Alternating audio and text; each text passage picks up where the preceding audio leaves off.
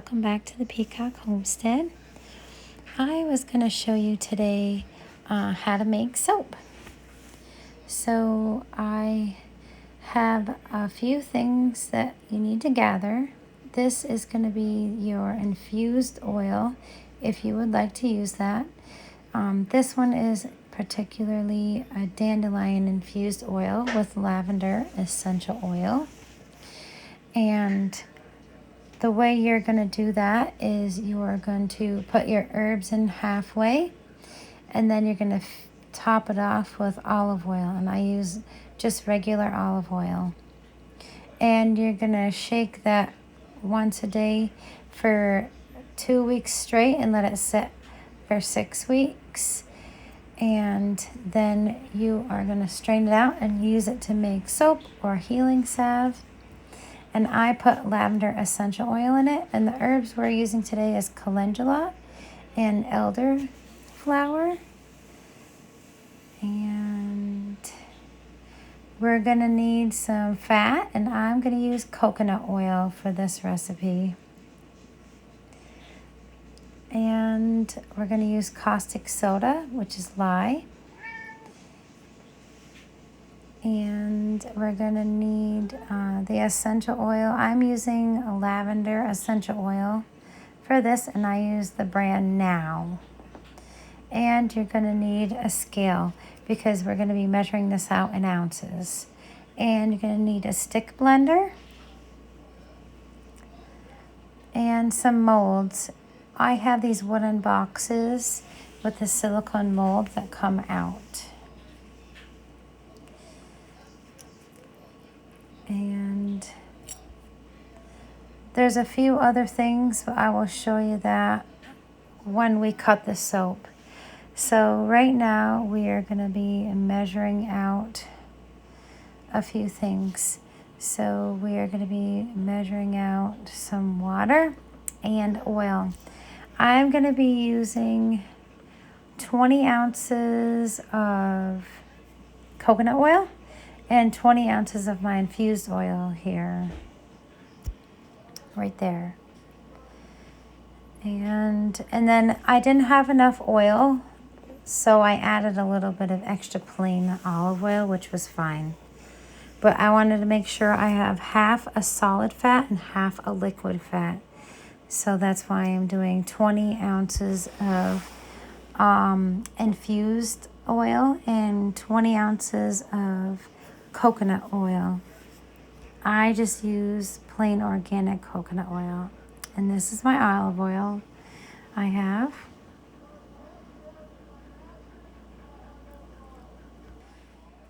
And I'm using my scale to measure it out. I usually tear the bowl out and then I measure the oil that way. It's easier.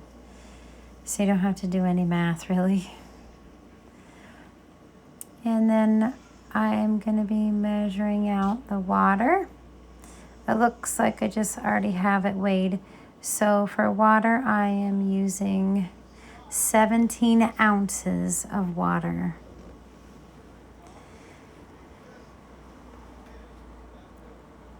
And then the most important part is you're going to add the lye to the water.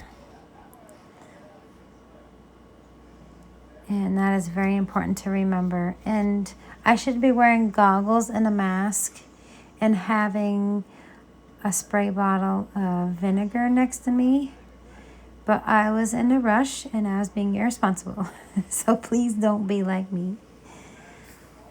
So for the lye, I am using 6 ounces of caustic soda. And I'm going to be measuring that out. And I'm going to be using a little metal measuring cup, as like a stainless steel one, and also a stainless steel spoon. And I'm going to get that real quick. And I'm going to measure out the lye. And I'm going to have the recipe down below and all the things that you need, so you can refer back to the notes below. And when you pour the lye into the water, you're going to want to have the air vented in like a really good ventilation, or you might even want to do it outside because it's going to let a really stinky smoke. It's like literally being in chemistry class, and that's how I feel when I make this, because when I took my chemistry, it was organic chemistry.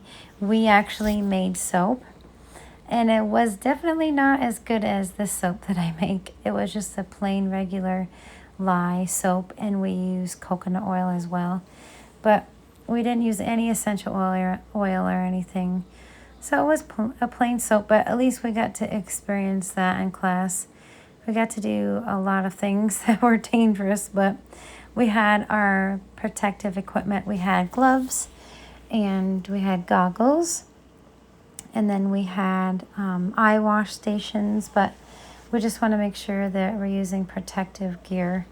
And then having a bottle of vinegar diffuses any stinging, and then we want to wash our hands right away if we get anything on us, because it really stings a little bit.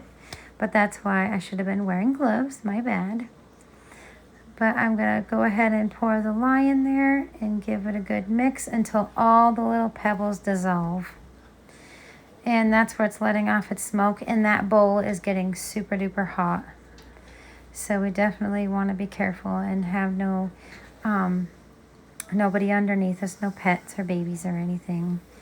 But that's super, super hot. And then we're going to let it cool for a little bit. I let it cool for at least 10 minutes.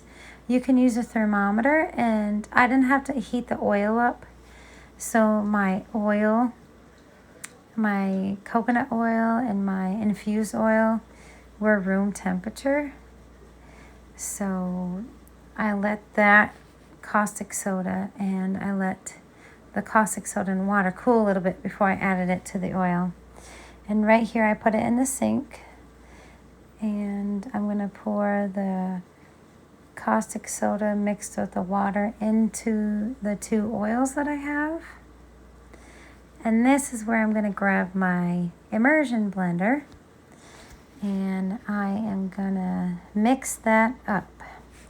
And after you use everything too, it's good to let it soak for at least 5 to 10 minutes in soapy water to get that all off. And so we are going to mix this until you see a trace. And it's going to, what a trace means is it makes lines in the liquid, and it looks like pudding. So it's pretty liquidy here, but it's going to look like pudding in a minute.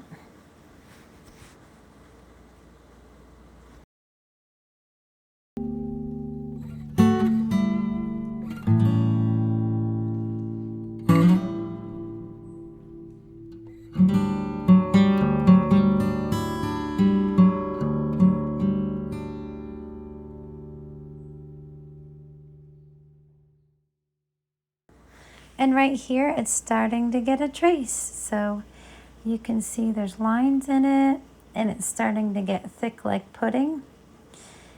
And a few more little stirs, and it's ready to have your essential oil added and any herbs or flowers that you want to add. So see how thick it is perfect to go in the molds. You don't want it too thick, because if you have a pattern for your mold, you want it to sink in there. So here I'm adding the calendula flower and the elderflower. I'm going to sprinkle that in. I got about a half a cup mixed together of both of the flowers. Then I have my essential oil. So I made 2 batches here. So I'm going to put 20 drops per batch. So I put 40 because I doubled the batch. Sometimes I might add a little extra on purpose. It just depends on your preference. And then we're going to mix that up really well. And then we can pour it into the molds.